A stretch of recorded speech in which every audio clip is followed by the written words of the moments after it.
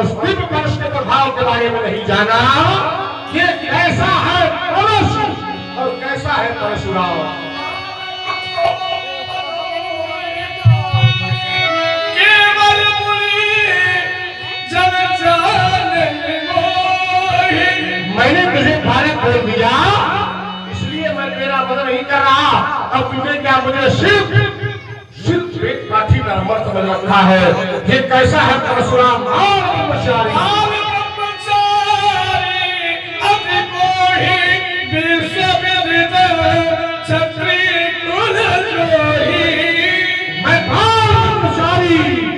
क्रोध की पराकाष्ठा जिसमें सारा संसार भली भांति परिचित है। अपनी भुजाओं के बल से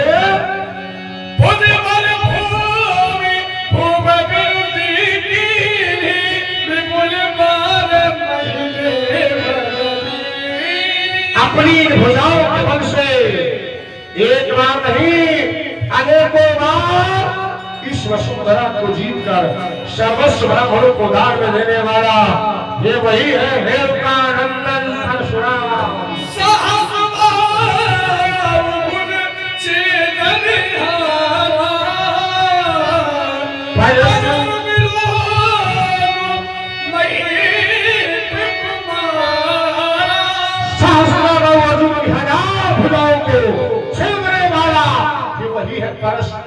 इसको तू भी निहार, ये रक्त चाटने वाला है।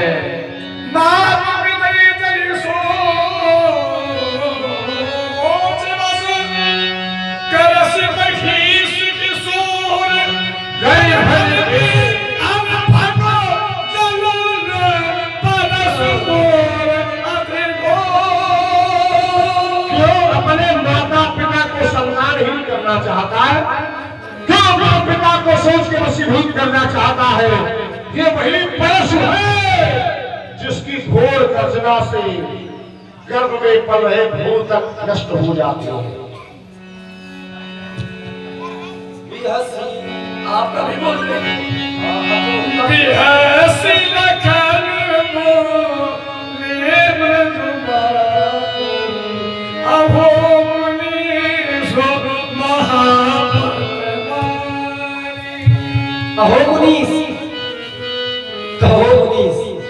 महाभट योद्धा की चार कोटियां होती हैं, भट सुभट उद्भट और महाभट।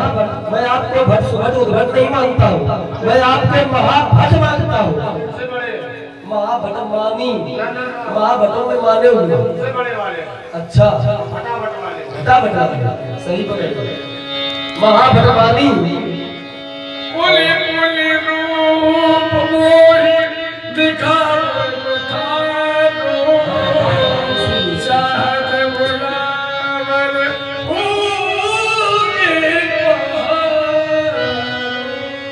आप हमको ये बार बार फरसा दिखला करके मानो आप परस रूपी वायु से ये लक्ष्मण रूपी पहाड़ उड़ाना चाहते हैं। पुनपुन मोई दिखाव उठारू चाहत उड़ावन फूक की पहाड़ू।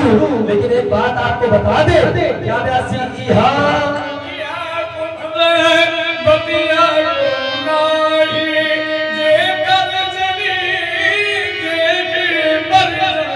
यहाँ कोई कुमरे की बतिया नहीं है जो आपकी तर्जनी उंगली देख के बुझा जाए। यहाँ तो कुछ ऐसा हुआ है क्या व्यासी?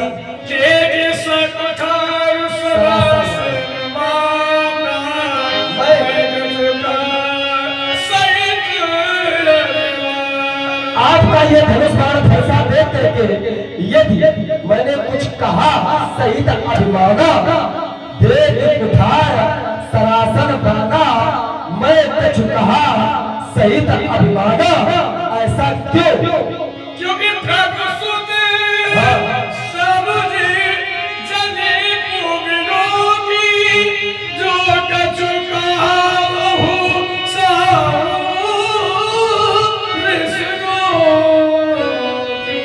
प्रभु सुत समझ जने भूमियों की।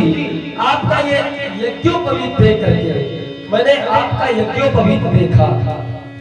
ये संसार आज जो वर्तमान की स्थिति है ये बड़ी समस्या है।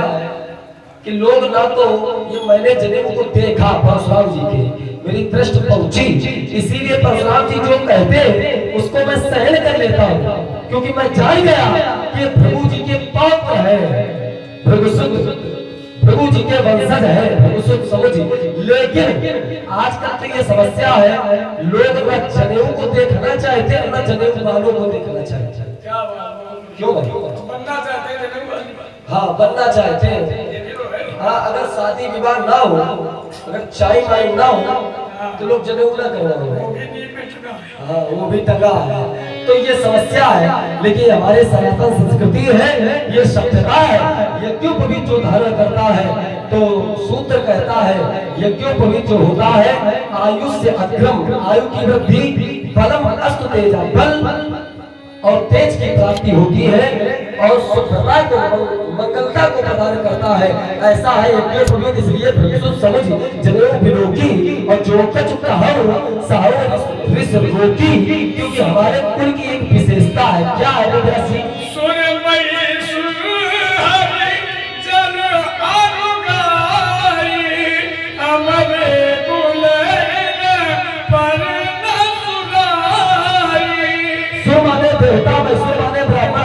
भगवान के भक्त गाय माने कौन आता, हमारे कुल इनका न सुराई। अगर हमें इनका वध भी कर दे, गाय का वध कर दे, ब्राह्मणों का वध कर दे, सुरों का वध कर दे, देवताओं का वध कर दे। अब जैसे पंडित जी हैं, पंडित जी को मार डाले, है ना, तो क्या होगा? ब्रह्म हत्या लगेगी। सुर हरिजन और गाई, और हमारे कुल इन पर न सुराई। ऐसा क्यों? क्योंकि पद है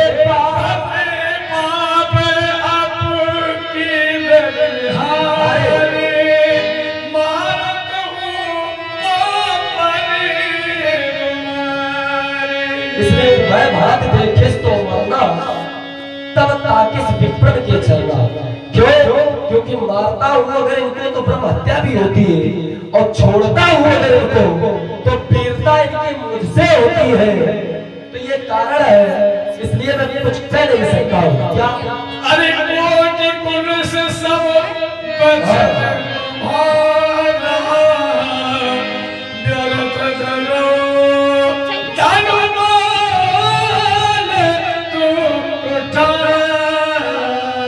इतना तो जरूर कहना है, और ये कहना आवश्यक भी है। क्या? कि आप ये फरसा धारण करते हो, आप धनुष धारण करते हो, ये व्रत वही धारण करते हो। क्यों? क्योंकि आपका एक एक वचन करोड़ों बच्चों के समान है। कोई पुलिस सम वचन तुम्हारा, आपका एक एक वचन तो करोड़ों बच्चों के समान है। तो आप ये व्रत वही फरसा धारण करते हैं। व्रत धरो भगवान उठारा। आज भगवान ने कहा महाराज कोटि पुलिस जो भी लोग ये अनुचित कहो क्षमो महामूर्ति, कोटि पुलिस वचन तुम्हारा, व्यक्त धर्म धनुबान उठारा। का फरसा और धनुष के व्यक्त में रखते हो, आपका एक शब्द ही करोड़ों वज्रों के समान है।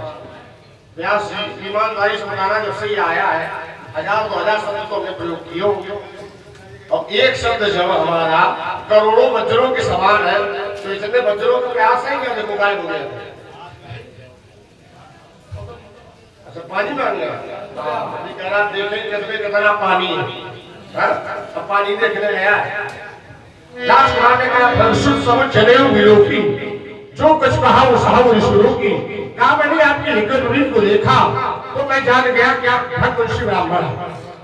यज्ञोपवीत जी हमें मिला कहां से है? तो आचार्य कहते हैं ओम यज्ञोपवीतम परमं पवित्रम प्रजापति सहितम पुरस्तात् आयुष्यवक्रम परम शुभ्रम यज्ञोपवीतम मन वसुतेजा।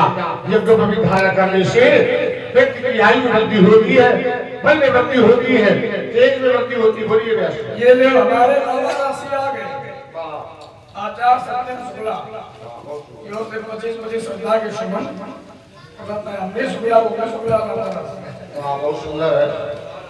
तो यज्ञोपवीत ब्राह्मण, 4 वर्णों में ब्राह्मण, क्षत्रिय और वैश्य 3 वर्णों को यज्ञोपवीत धारण करने का अधिकार है, चौथे वर्णों को कंठी धारण करने का अधिकार है। तीन वर्णों को जो यज्ञोपवीत से फल मिलता है, चौथे वर्ण को वही कंठी धारण करने से फल प्राप्त। ब्राह्मण बालकों का यज्ञोपवीत 5 वर्ष की आयु में हो जाना चाहिए। अगर 5 में नहीं तो 9 वर्ष की आयु में हो जाना चाहिए। अगर इसके बाद होता है तो फिर गायत्री समय समय धीरे धीरे पतित होने लगती है, फिर यज्ञोपवीत का कोई विशेष महत्व नहीं रहता है। तो ब्राह्मणों का यज्ञोपवीत जो होता है 96 चौवे का होता है। अब 96 चौवे का ही क्यों?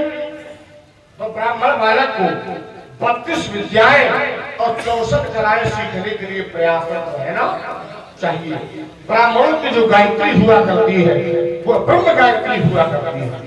ब्राह्मण बालक जब यज्ञोपवीत हो जाए तो उसके बाद गायत्री का पाठ करें, लेकिन कब करे? अब तो बड़ी विलक्षण स्थिति है कि गायत्री में तेज स्वरों में बज रहा, घर के सारे काम हो रहे हैं। महाराज हमारे यहाँ यही व्यवस्था है। हाँ, हमें जब मंत्र बोले तो हमारे होठ भी नहिले मंत्र का उच्चारण, तब गायत्री का फल हमें प्राप्त होता है। तो यह ब्राह्मण, क्षत्रिय और वैश्य इन 3 वर्णों को यज्ञोपवीत धारण करने का, जो तो हमने ब्राह्मण वाला बता दिया, क्षत्रिय वाला राजकुमार बता देगा। भाई भय कुमार जब सकलाता तो 3 जनेऊ पुष्पित माता राजकुमार का भी यज्ञोपवीत हुआ है। अब क्षत्रियों की विशेषता फिर बता देगा, वैश्य बता देगा, कंठी फिर राजकुमार बता देगा। इसलिए व्यास जी हमारा जो गीत है उनकी श्रृंखला में जोड़ना चाहता हूँ। मेरा जीवन दर्शन कैसा है? अरे मैंने छाती छरगाली, अरे मैंने छाती छरगाली है क्षत्रिय वीर जवानों की। ये मुझ पर प्रहार करने वाले रक्षा कर अपने प्राणों की। हम आजादी से जीने वाले, हम आजादी से जीने वाले, हम अंगारे पीने वाले, छोड़ उड़ा तिलक लगाते हैं हम फौलादी सीने वाले। साहस से दिशा मोड़ देते आने वाले तूफानों की। ये मुझ पर प्रहार करने वाले रक्षा कर अपने प्राणों की। परशुराम जी ने ये जो धारा दी है कि हमने छाती छर डाली, तो परशुराम जी ने थोड़ी नहीं छाती छरी, केवल परशुराम जी ने छाती नहीं छरी। और परशुराम जी ने छाती छरी, वो भी कब छरी? जब परशुराम जी ने फरसा तब उठाया जब परशुराम जी के घर में आग लगी। लेकिन ये एक रघुवंश ऐसा है कि पापों से बोझ वसुंधरा, पापों से बोझ वसुंधरा जब पाताल मार्ग को खोज रही थी, वो मानवता के स्थल पथ दानवता को लौट रही थी। जब भोले भाले मानो भी मुनिराज सताए जाते थे, जब 3 हीन शिशुओं पर ही वो खड्ग चलाए जाते थे। जिस समय देव प्रतिमाओं पर, जिस समय देव प्रतिमाओं पर वो निशंक हथौड़े करते थे, यज्ञोपवीत विप्रों जब पैरों से कुचले जाते थे, तब कहाँ छुपे थे परशुराम? तब कहाँ छुपे थे परशुराम? क्यों नहीं सामने आए थे और हाथों में लेकर धनुष बाण वो रघुकुल मंडल ढाए थे? ये वही वंश है महाराज, वही वंश है महाराज, जिसने राक्षस दल को मारा है और पड़ गए चरण जिस पत्थर पर, उस पत्थर को भी तुम पथिक हम पथ प्रदर्शक, तुम पथिक हम पथ प्रदर्शक, साथ क्या मेरा तुम्हारा? तुम सहारे दूसरे दूसरों के मैं स्वयं जग का सहारा। तुम पथ कर मैं पथ पकड़ सकूं, साथ क्या मेरा तुम्हारा, तुम सहारे दूसरों के और मैं स्वयं जग का सहारा। तुम कृपा कांक्षी गुरु के और मैं उसी की मूर्ति हूँ। तुम बने जिसके उपासक, मैं उसी की मूर्ति हूँ। तुम पथ का मैं पथ प्रदर्शक, साथ क्या मेरा तुम्हारा।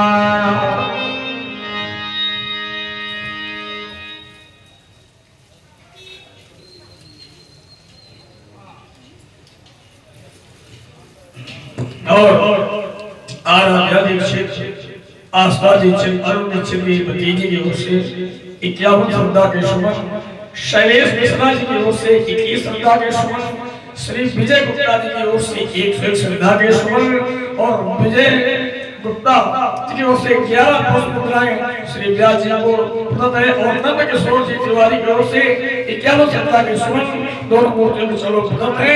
बहुत साधुवाद धन्यवाद।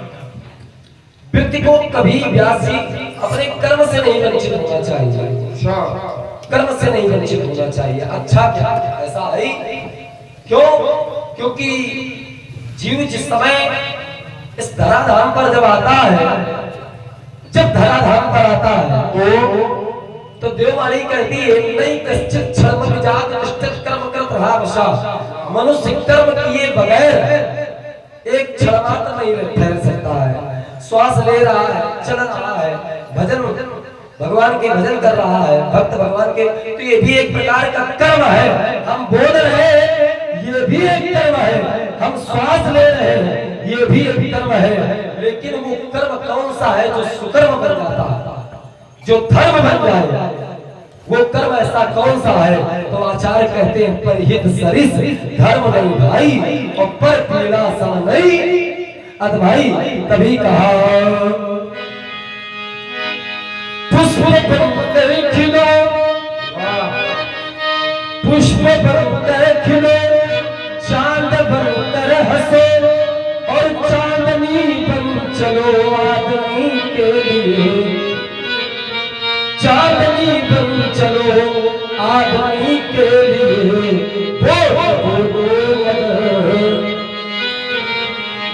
बोलो मगर अपन यहाँ दत्तमानो हमें प्रेम मिलता कहा। क्योंकि जिंदगी मिली है ये ज्यादा दिन की नहीं है, जिंदगी जिंदगी क्या मिली फिर चिता पर चली और 4 दिन 4 दिन फिर अंधेरी गली, 4 दिन 4 दिन फिर अंधेरी गली। इसलिए पर्वतों पर चढ़ो,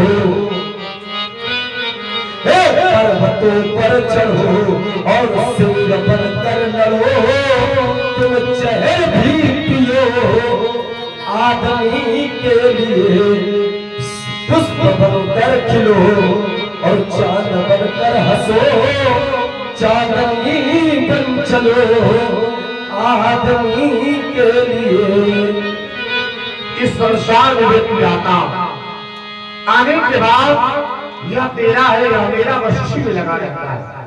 आचार्य कहते हैं जीवन उसका सार्थक होगा जो दूसरों के लिए जीता है।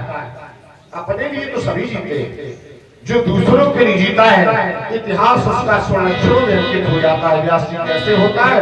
तो कभी कहता है, क्या कहता है?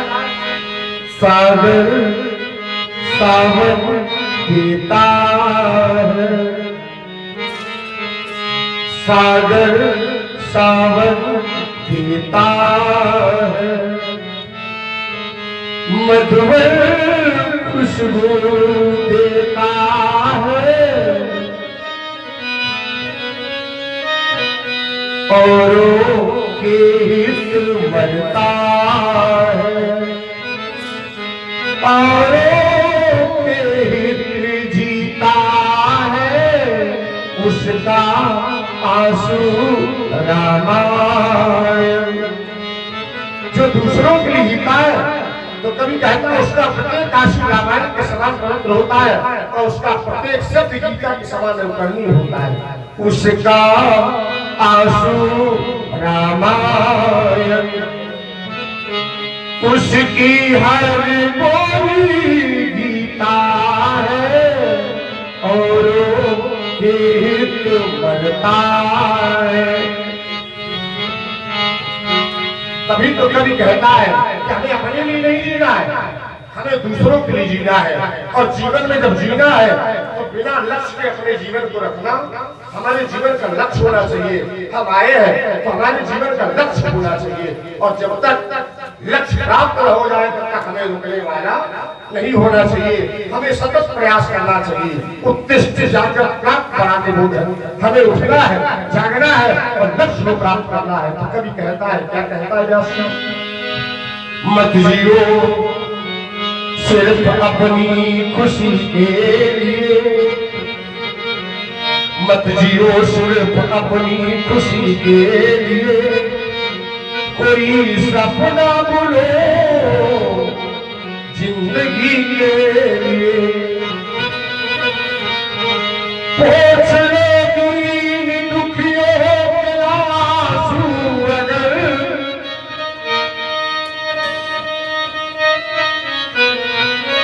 पोछ लो दीन दुखियों के आंसू अगर, कुछ नहीं चाहिए बंदगी के लिए।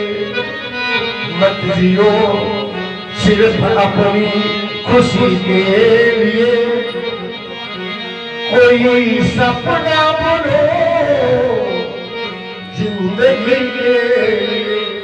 जब समय जरूर रहो बैठे सपने वो नहीं बैठे होते सीधे बैठो उठते। जो सोने के बाद आते हैं, और ये सपने तो वो होते जो हमें कभी सोने नहीं देते। अपने वो नहीं होते जो रोने के बाद आते हैं, अरे अपने तो वो होते जो हमें कभी सोने। गीत का पहला भाव कहता है, जगा दिया भगवान के मंदिर में खड़ा कहता, प्रभु आज मैं आपकी उपासना अर्चना वंदना नहीं कर सकता। तो बगल में खड़े कवि ने पूछा, क्यों?